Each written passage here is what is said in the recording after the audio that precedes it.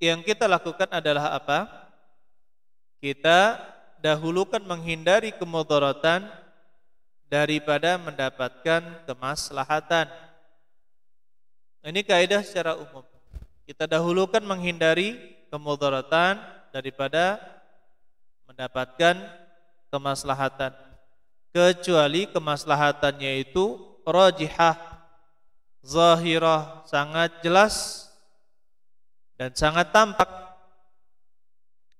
dan sangat besar maslahatnya, dan ada juga mudaratnya, maka kita katakan kita dahulukan maslahat. Sebagaimana kalau kita lihat ada syariat disunat. Seorang sebelum baligh maka dia disunat. Disunat di sini ada mafsadat, yaitu apa? Dia luka. Seminggu atau 2 minggu harus menahan luka, merasakan sakit.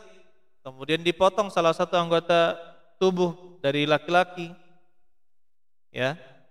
Ini mafsadat. Tetapi karena maslahatnya sangat besar, yaitu dari segi kesehatan, dari segi ittiba, mengikuti Nabi sallallahu alaihi wasallam, dari segi najis, menjaga ibadah, pertumbuhan dan sebagainya, banyak sekali manfaat-manfaat dari khitan atau sunnat. Maka maslahat tersebut zahir, tampak. Maka didahulukan mengambil maslahat. Walaupun ada mafsadat di situ. Kenapa? Karena maslahatnya sangat tampak jelas.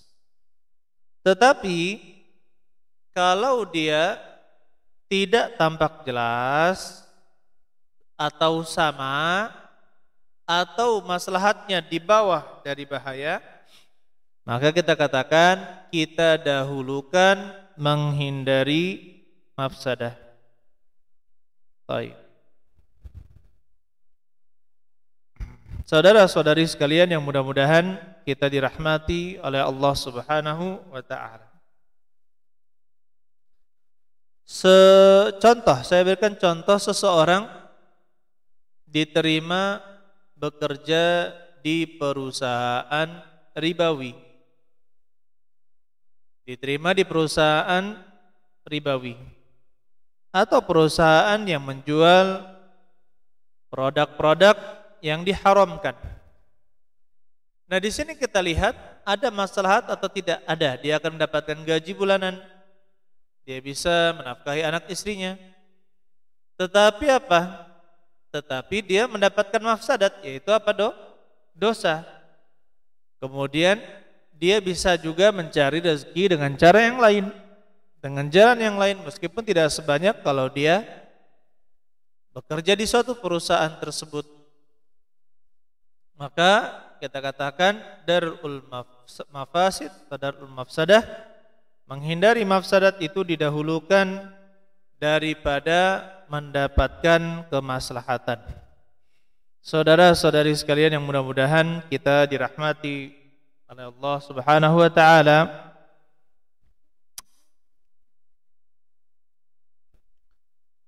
Kita lihat di sini di dalam Al-Quran terdapat isyarat-isyarat tentang kaidah ini.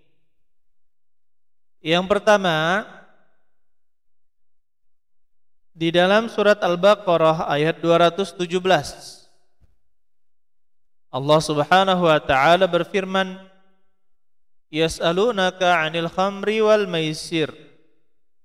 Mereka bertanya tentang al-khamri wal maisir, tentang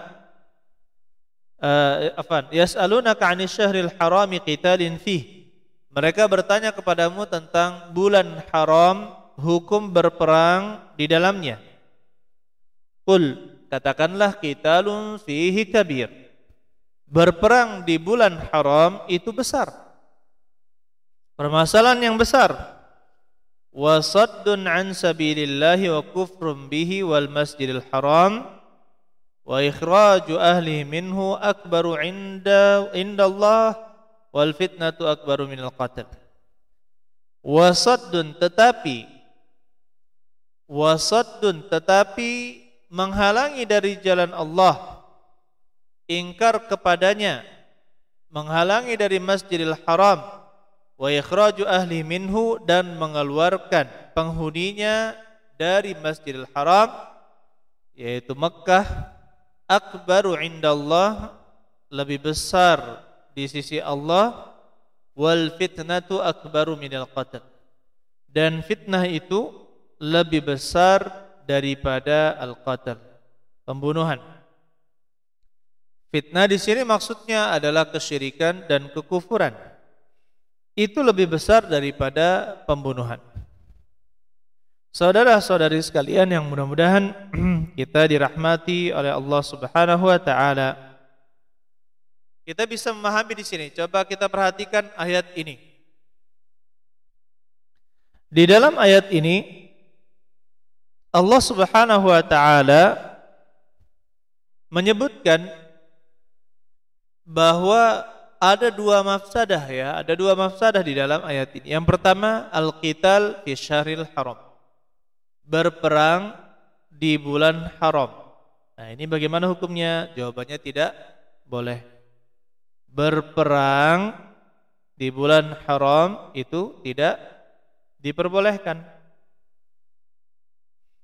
Itu dosa. Asalnya adalah dosa. Tetapi di sini ternyata kalau tidak berperang ada mafsadah yang lebih besar, yaitu dihalanginya dari jalan Allah, terjadinya kekafiran, penguasaan mereka terhadap Makkah, yaitu orang-orang musyrikin terhadap Makkah, kemudian menghalangi orang-orang Islam untuk ke sana, kemudian mengeluarkan orang-orang Islam darinya, menyebarnya kesyirikan, kekafiran. Maka ini lebih besar daripada berperang di bulan Al-Haram. Ya, jadi diizinkan oleh Allah Subhanahu wa taala untuk memerangi kaum musyrikin di bulan haram.